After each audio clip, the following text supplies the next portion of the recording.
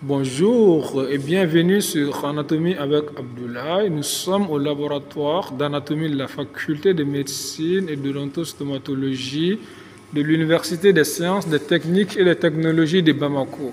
Nous avons l'honneur d'avoir les mastériens qui vont vous présenter en premier lieu le muscle grand pectoral et dans un second temps, ils vous présenteront les muscles de la paroi antérieure et latérale de l'abdomen.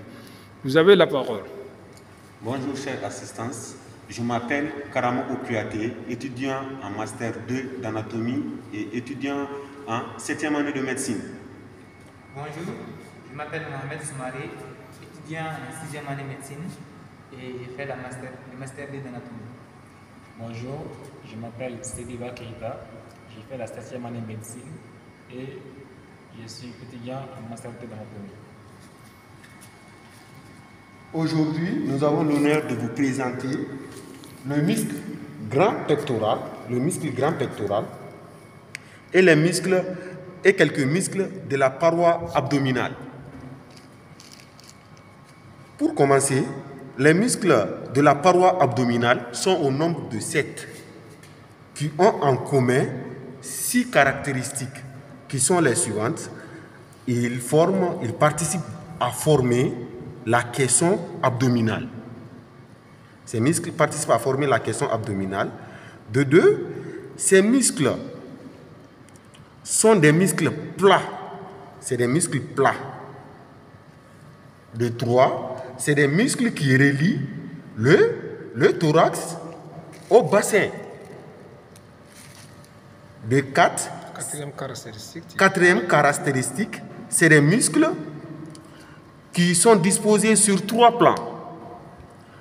En 5e caractéristique, les muscles sont classés en fonction de la direction de leurs fibres que par leur entité anatomique. Et en 6e caractéristique, c'est des muscles qui ont un rôle important statique et de maintien. Ils sont au nombre de 7 muscles. Maintenant, le muscle grand pectoral, c'est le muscle situé sur la partie antéro-supérieure du thorax. Il a une forme triangulaire à base médiale. Voici, il a une forme triangulaire à base médiale. Il est tendu entre la diaphyse humérale, que voici, la diaphyse humérale, la clavicule, le sternum, qui est disséqué ici, et qui a été scié ici, et les côtes. Il présente 3 faisceaux, à savoir le faisceau supérieur ou chef supérieur, le faisceau moyen ou chef moyen et le faisceau inférieur. Voici le faisceau inférieur ou chef inférieur. Le faisceau supérieur prend son origine aux 2 tiers médial du bord antérieur de la clavicule que voici. 2 tiers. Donne-lui une pince comme ça, il faudra bien montrer. 2 tiers médial. 2 tiers médial du bord antérieur de la clavicule.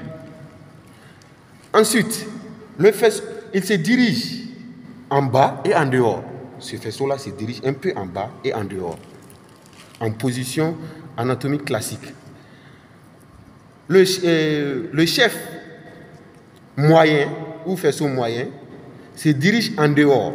Il prend son origine au niveau de la face antérieure.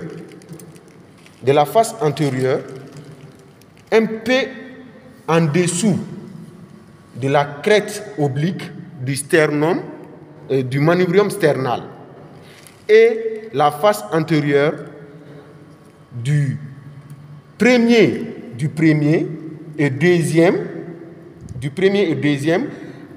des cartilages des arcs costaux, puis se dirige en dehors. Ensuite, nous avons le faisceau inférieur. Voici le faisceau inférieur. qui prend son origine sur le corps du sternum, au niveau de son bord latéral, tout au long de son bord latéral, et la face antérieure du troisième, quatrième, et du troisième, quatrième, cinquième et sixième arc costal se dirige, costaud, se dirige en dehors et un peu en haut.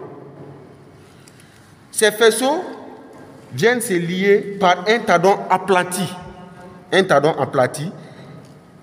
qui est la partie terminale, pour se fixer sur le bord, le un quart supérieur du bord antérieur de la diaphyse humérale, qui n'est pas trop visible ici, du un quart supérieur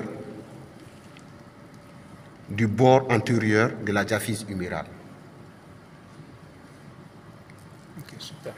Ces muscles ces faisceaux ont comme action, lorsque l'épaule est en mobilité, ils jouent un rôle de rotation médiale. Ils jouent un rôle de rotation médiale de l'épaule, de l'humérus. Et ils jouent aussi un rôle d'adduction. De l'épaule. Lorsque l'épaule est fixe, il joue le rôle d'inspiration accessoire. Je vous remercie.